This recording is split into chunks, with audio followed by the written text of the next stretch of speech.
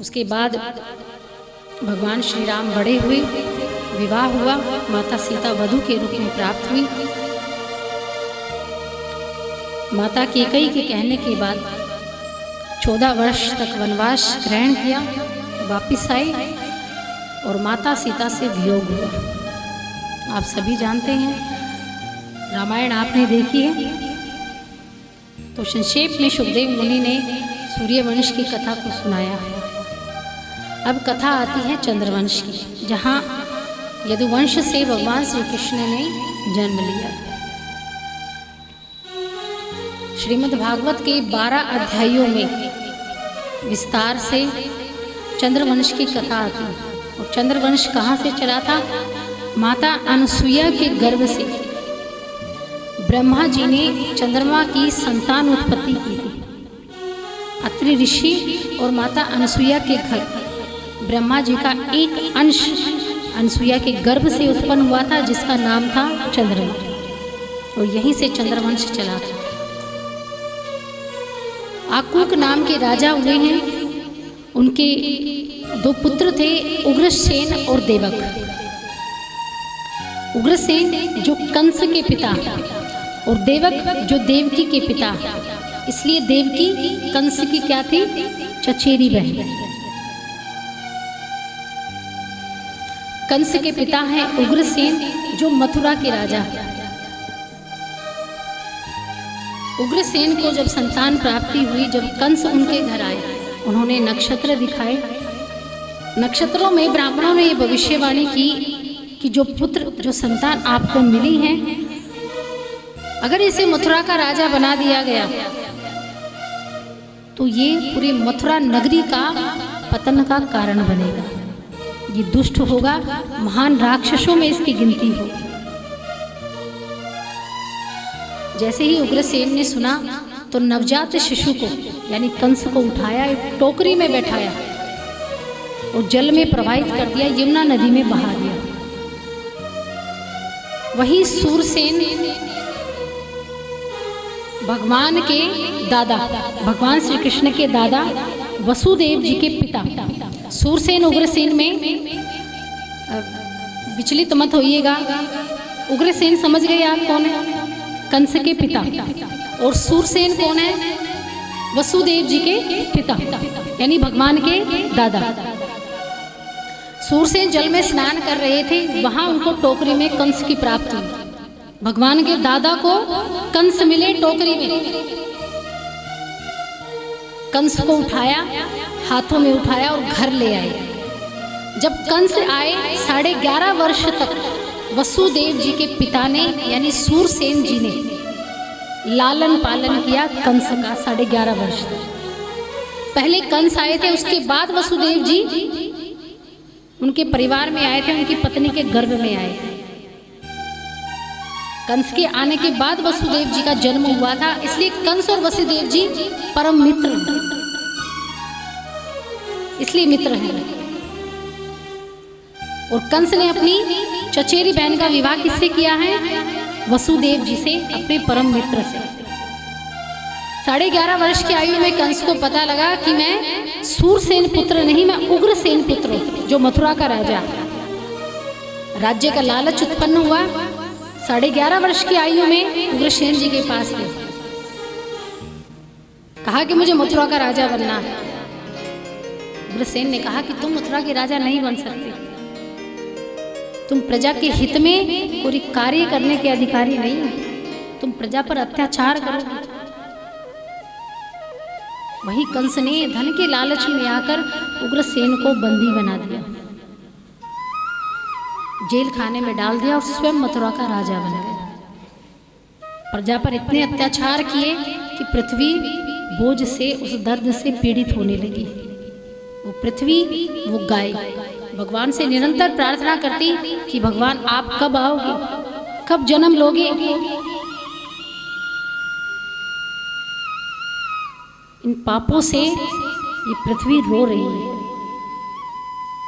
आप जन्म लें। तब भगवान ने कहा कि मैं जल्द ही आऊंगा, मेरा जल्द ही वसुदेव जी के घर मेरा प्राकट्य होने वाला है, तुम जाओ। जब भी पृथ्वी पर कोई विपदा आती है, कोई कष्ट आता है, ब्रह्मांड में जब कोई हलचल उत्पन्न होती है,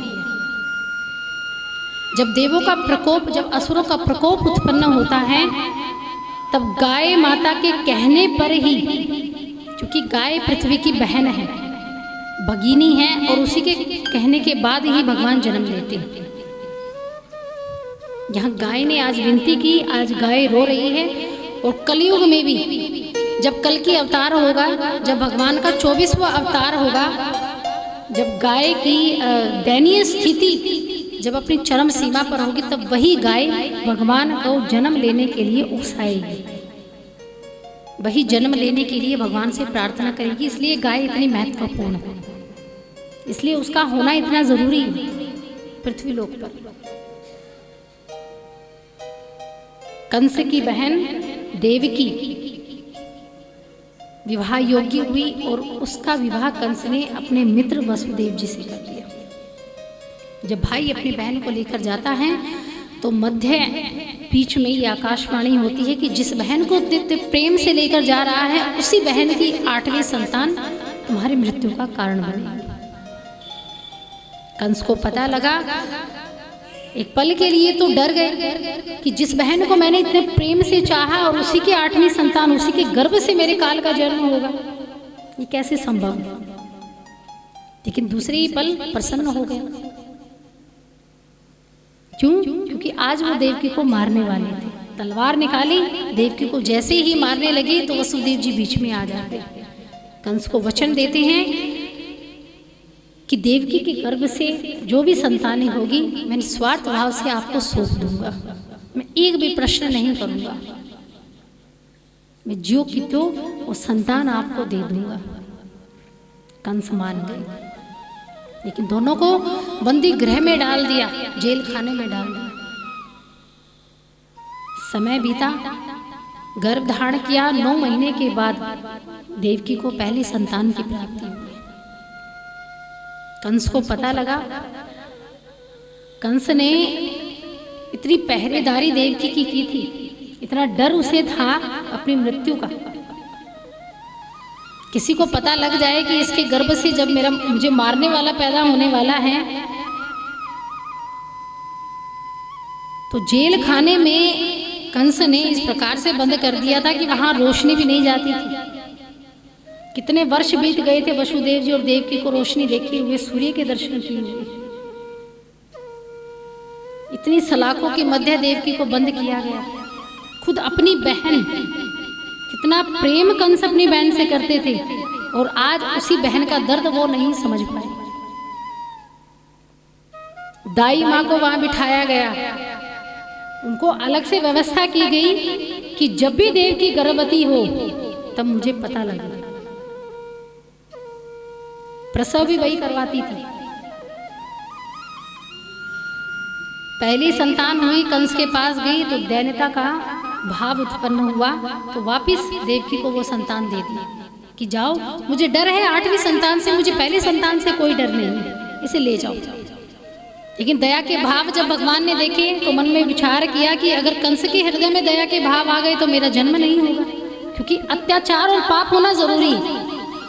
जब तक अत्याचार और पाप नहीं होंगे तब तक भगवान नहीं आ सकते। नारद जी को भेजा और नारद जी के ऐसा प्रपंच रचा नारद जी ने कि कंस उनके उपदेश को प्राप्त कर गए, समझ गए, और पहली संतान को बुलाया और निर्मम हत्या देवकी की पहली संतान की कंस ने कर दी। दूसरी संतान, तीसरी संतान, चौथी संतान, 5वीं, 6ठी और 7वीं। 7वीं संतान के रूप में देवकी को बलराम की प्राप्ति हुई, लेकिन भगवान ने उस गर्भ को, रोहिणी निसंतान थी जो वसुदेव जी की ही पत्नी है, जो नंद बाबा के घर रहती थी, एकमात्र रोहिणी महिला। यशोदा भी इतना ना तो राधा जी को जानती थी ना कृष्ण को जानती थी। भले ही यशोदा नंदन है, भगवान श्री कृष्ण की माता है, यशोदा पुत्री कहा जाता, देवकी पुत्र नहीं कहते हैं, इसलिए उनको माता का दर्जा प्राप्त है। वो भी बताऊंगी मैं क्यों दर्जा प्राप्त है उनको यशोदा माता कल। लेकिन जितना रोहिणी राधा नाम को जानती थी, जितना रोहिणी कृष्ण नाम को जानती थी, उतना मैया यशोदा भी नहीं जानती थी। लेकिन वो चुप थी। उसका विवरण ज्यादा श्रीमद् भागवत में नहीं है, लेकिन कथा जो कृष्ण का एक एक हाव भाव को जो यशोदा जानती थी, वही रोहिणी माता भी जानती थी। भले ही वो अपने पुत्र बलराम को प्रेम करती थी, उसके गर्भ से बलराम ने जन्म लिया था। राधा कथा रोहिणी को आती थी, कृष्ण कथा रोहिणी को आती थी, राम कथा रोहिणी को आती थी। ऐसी वसुदेव जी की पत्नी थी। जहां आज जगन्नाथ जी हैं उड़ीसा में, वो रोहिणी माता जी के कारण ही हैं। उस राधा कथा के कारण है जो रोहिणी माता ने 16,108 रानियों को सुनाई। उसका प्रभाव था कि आज उड़ीसा में जगन्नाथ जी विराजमान है। ये रोहिणी माता का ही, उनके प्रेम का ही प्रकोप था, उनकी कथा का प्रकोप था, उनकी कथा का फल था। 7वीं संतान के रूप में रोहिणी निसंतान थी, तो भगवान ने शेष नाग अवतारी जो लक्ष्मण जी का रूप था, जो लक्ष्मण जी के अवतार थे, उनको आज रोहिणी के गर्भ में प्रवेश करवाया और वहां से रोहिणी को बलराम भगवान की प्राप्ति हुई। तो पुत्र किसके थे? देव की पुत्र। और जन्म किसके गर्भ से लिया? रोहिणी के गर्भ से। और अब बारी आई 8वीं संतान के रूप में। भगवान ने जैसे ही गर्भ में प्रवेश किया, तो आज तो वातावरण की छटा ही अलग है। पशु पक्षियों को पता लग गया कि आज हमारे देव आने वाले हैं, आज ये पृथ्वी भार मुक्त होने वाली है, आज ये पापों से विमुक्त होने वाली है।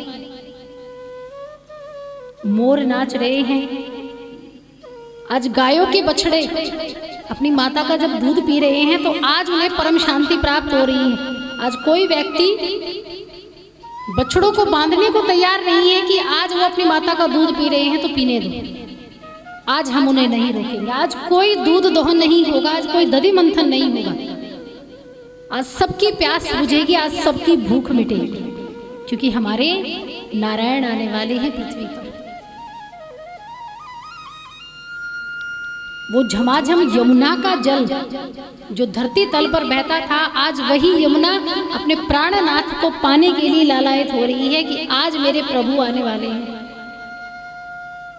आज यमुना का उफान अपने उच्चतम स्थान पर है कि कब मेरे प्रभु आएंगे और कब मैं उनके चरण पखारूंगा, कब मैं उनकी प्राणिमा बनूंगी, प्रिय बनूंगी, प्रियतमा बनूंगी। आज इंद्र देवता प्रसन्न है। जो इंद्र महाराज और भगवान श्री कृष्ण की जो कल लीला होगी, आज इंद्र भी चाहते हैं कि मुझे भी पृथ्वी लोक पर जाने का सौभाग्य मिलेगा और भगवान के बाल रूप के दर्शन मैं करूंगा। आज ब्रह्मा भी हर्ष में डूबे हुए हैं, इतने प्रसन्न हो गए हैं कि आज मुझे भी बाल रूप भगवान के देखने को मिलेंगे। आज मैं भी देखूंगा कि मेरे विष्णु भगवान छोटे से रूप में दिखते कैसे हैं। रात्रि का समय हुआ, रात के 12 बजे भगवान ने जन्म लिया। 12 बजे ही लिया था, आगे पीछे एक दो मिनट भी, सेकंड भी नहीं, बिल्कुल करेक्ट 12 बजे। मध्य रात्रि के समय कृष्ण पक्ष में अष्टमी को भगवान ने जन्म लिया। आज काल भी, यमराज भी, सब हर्षोल्लासित हैं कि आज हमारे प्रभु आने वाले हैं। ऐसा छोटा सा रूप आज ठाकुर जी बनाने वाले थे। देखिए आ भी गए।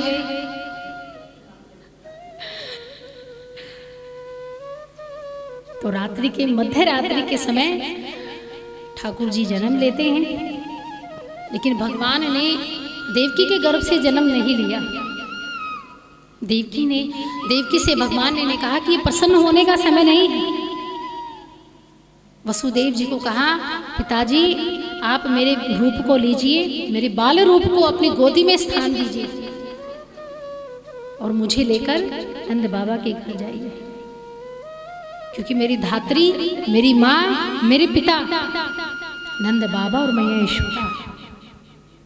मैं देव की पुत्र नहीं, मैं यशोदा पुत्र हूँ, यशोदा नंदन हूँ।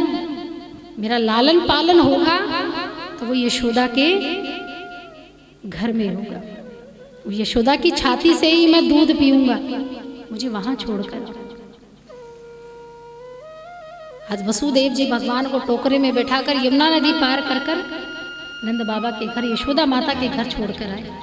यशोदा ने एक कन्या को जन्म दिया है जो योग माया थी, भगवान की भगिनी कहलाती है। छोटी सी कन्या को यशोदा ने जन्म दिया है और वहां वसुदेव जी ने कन्या को गोद में लिया, टोकरी में रखा और भगवान को यशोदा के साथ लिटा दिया।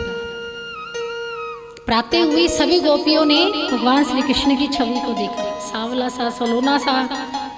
वैसे बच्चा जब पैदा होता है तो निर्वस्त्र होता है, लेकिन भगवान ने पीतांबर पहना हुआ था। मोर की कलगी उनके सिर पर थी, बांसुरी बगल में थी। ऐसा विचित्र जब गोपियों ने देखा, और गोपियां भी कोई साधारण गोपियां नहीं थी, आज वो भी धन्य हो गई थी कि हमारे भगवान आ गए। हमारी जन्मों की, युगों युगों की तपस्या सफल हो गई कि आज हमें भगवान मिल गए। नंद बाबा गौशाला में नंद बाबा के पास गई और कहा कि बाबा बाबा आज तो विचित्र घटना है गई। बोले क्या होगा? यशोदा माता ने बड़े सुंदर से लाला को जन्म दिया, बड़े प्यारे से नटखट गैया चुरैया, माखन चुरैया, रास रचाने छोटा सा नंदलाला भयो है। वो नंद बाबा खुशी से उछलने लगे कि इतने सालों बाद आज मुझे एक पुत्र मिला।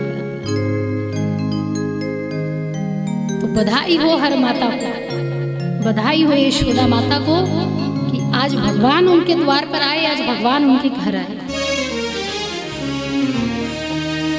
ब्रह्मांड निकाया निर्मित माया, रोम रोम प्रतिवेद कहे, सोम में और वासी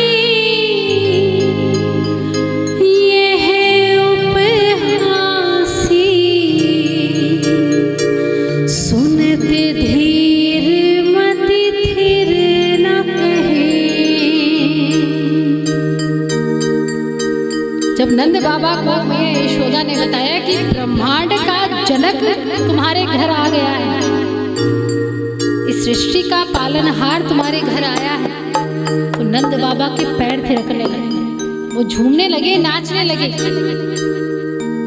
तो हम भी यहाँ प्रभु के, और वो केवल यशोदा माता के पुत्र नहीं हैं। जैसे हम अपने बच्चे का जन्मोत्सव मनाती हैं, जैसे खुशी का कोई पारावार नहीं रहता, जैसे प्रसन्नता होती है, वैसे ही जगत पिता के जन्मोत्सव को भी प्रसन्नता होनी चाहिए। तो ये कोई साधारण बात नहीं। तो आइए भगवान श्री कृष्ण के जन्म की बधाइयाँ बांटते। लल्ला की सुन के मैं आई, यशोदा मैया दे दे बधाई। गोपियाँ क्या कहती है मैया यशोदा से कि लल्ला की सुनकर आई हूँ मैं कि तेरे घर छोटा सा लल्ला हुआ, तो हमें बधाई चाहिए।